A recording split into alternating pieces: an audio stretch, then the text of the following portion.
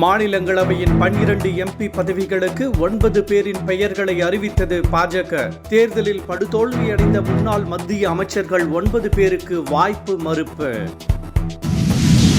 மகாராஷ்டிராவில் பாஜக தலைவர்கள் நடத்தும் பள்ளிகளில் சிறுமிகளுக்கு பாலியல் துன்புறுத்தல். SIT விசாரணைக்கு மாநில அரசு உத்தரவு. ஜார்க்கண்ட் மாநிலத்தில் பயிற்சி விமானம் விழுந்து கோர விபத்து.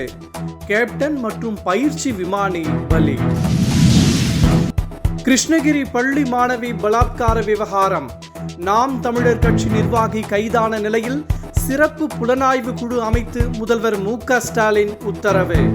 DGP தலைமையில் சிறப்பு குழு விசாரணை தொடக்கம். வணிகர்கள் அன்றாடம் எதிர்கொள்ளும் பல்வேறு வகையான GSTயை குறைக்க வேண்டும்.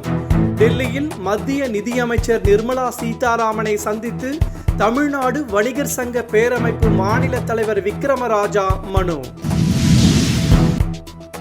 கட்டணம் செலுத்தாததால் மின் சப்ளை துண்டிக்கப்படும் என செல்போனில் மெசேஜ் வந்தால் உஷாராக இருக்க வேண்டும். தமிழ்நாடு மின்வாரியம் பொதுமக்களுக்கு அறிவுரை. அரக்கோணம் அருகே எக்ஸ்பிரஸ் ரயில் மீது கல்வீச்சு. பள்ளி மாணவர்களிடம் ரயில்வே காவல்துறையினர் தீவிர விசாரணை.